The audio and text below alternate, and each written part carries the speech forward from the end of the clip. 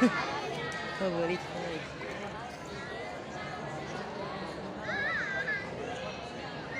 Kemudian.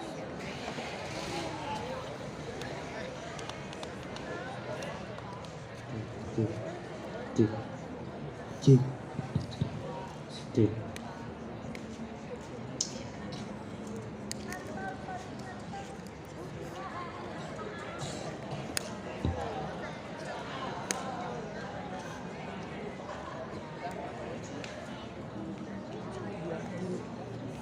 Assalamualaikum warahmatullahi wabarakatuh.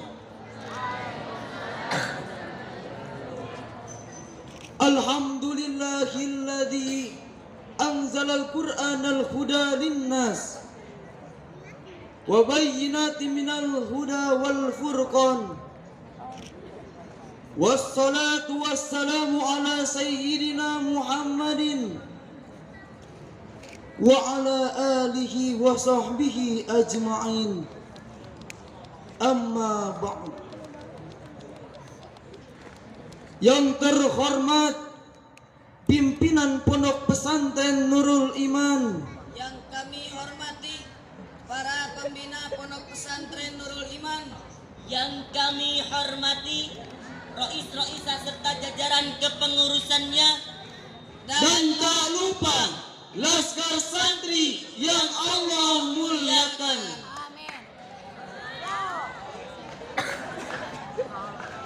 Baiklah hadirin, pada kesempatan yang berbahagia ini, izinkan kami untuk membawakan sebuah syarhil Quran yang berjudul Tafakur dan Tazakur sebagai landasan membangun kreativitas.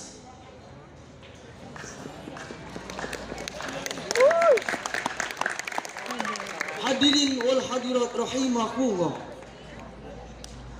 Orang cerdas dan kreatif dalam Al-Quran disebut dengan ulul albab. Lalu pertanyaan selanjutnya, bagaimana konsep orang cerdas dalam Al-Quran? Allah telah menjawabnya dengan tegas, lugas, cerdas dan bernas dalam Al-Quran surat Ali Imran ayat 191 yang berbunyi,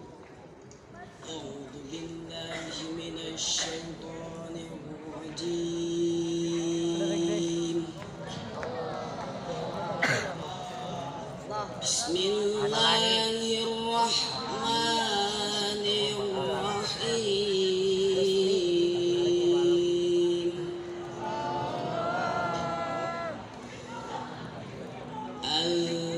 Alladzina yadhkuruna Allaha qiyaman wa qu'udan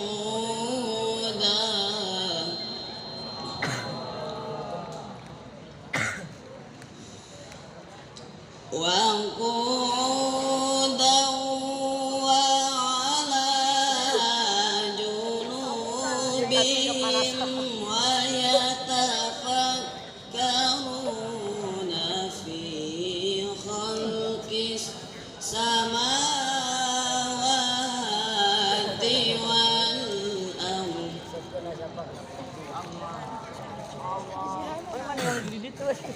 ربنا ما خلقت هذا باطلا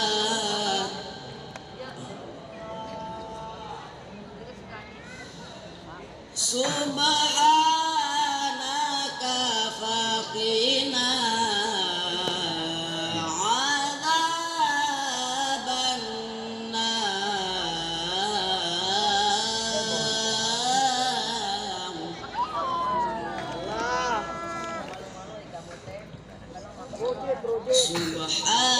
Subhanaka faqina adzaban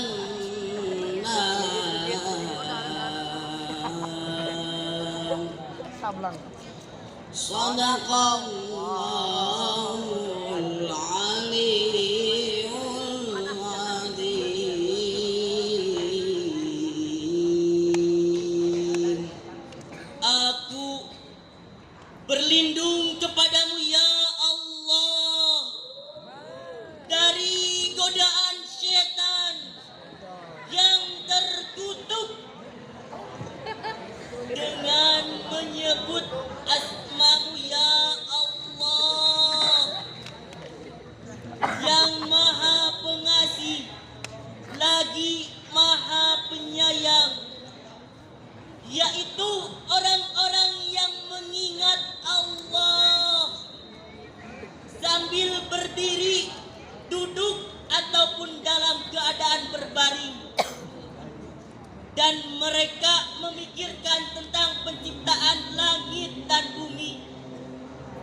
ayah berkata, "Ya Tuhan kami, tidaklah Engkau menciptakan semua ini sia-sia.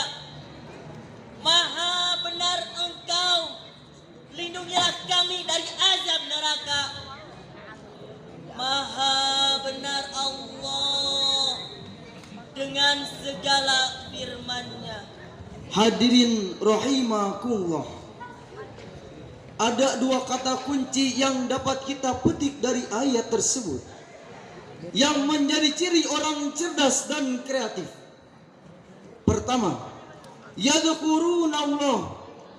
Orang cerdas dan kaya akan kreativitas adalah orang yang senantiasa tadzakur, yaitu berzikir kepada Allah. Dia selalu berzikir dalam berbagai keadaan, qiyaman wa qu'udan wa ala junubihim. Baik saat keadaan berdiri, duduk ataupun dalam keadaan berbaring. Ciri yang kedua yaitu tafakur. Orang cerdas adalah orang yang senantiasa berfikir tidak henti, menganalisa tanpa jeda. Setiap waktunya dimanfaatkan untuk memecahkan sandi-sandi indah dari Allah Subhanahu wa taala. Ketika melihat air, dia berpikir bagaimana listrik bisa dibangkitkan dari air.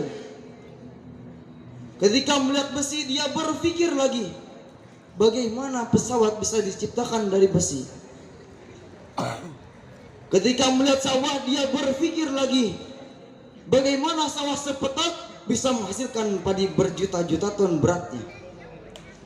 Inilah hadirin konsep mendasar yang sudah usang namun tidak pernah lekang dimakan zaman. Betul hadirin? Pada hari ini telah banyak umat Islam yang meninggalkan konsep integral antara tafakur dan tadzakur ini. Maka tak heran bila umat Islam selalu ketinggalan kereta dalam segala bidang kehidupan. Kita sekarang telah menyaksikan kenyataan kontras yang sangat memprihatinkan antara tadzakur dan tafakur kini telah terpisah dan sulit pertemukan antara keduanya. Tadzakur didominasi oleh umat Islam, seakan Islam hanya mengatur melulu ibadah formal. Islam hanya berputar sekeliling masjid. Islam hanya berputar sekeliling musala. Akibatnya umat Islam hanya rajin ibadah ritual, tetapi ketinggalan oleh perkembangan zaman. Tetapi sebaliknya hadirin, tafakur kini dikuasai oleh orang barat yang kebanyakan bukan orang Islam. Bagi mereka ilmu pengetahuan adalah Tuhan, karena dengan ilmu pengetahuanlah berbagai persoalan pikir mereka dapat terselesaikan. Akibatnya kemajuan di berbagai bidang kehidupan menjadi milik mereka semua. Maka tak heran bila profesor gantung diri hanya karena penelitiannya tidak kunjung membuahkan hasil. Hadirin wal hadirat rahimakumullah. Dengan demikianlah jelas bagi kita bahwa antara kecerdasan dan kreativitas dalam pandangan Allah adalah perpaduan antara tadzakur dan tafakur. Tadzakur akan mengisi dimensi kecerdasan spiritual emosional manusia, sedangkan tafakur akan mengisi dimensi kecerdasan intelektual manusia. Tadzakur hanya akan didapatkan dengan menjalankan ajaran agama dengan intensif dan benar, sedangkan tafakur hanya akan didapatkan dengan mempelajari ilmu sains teknologi lainnya.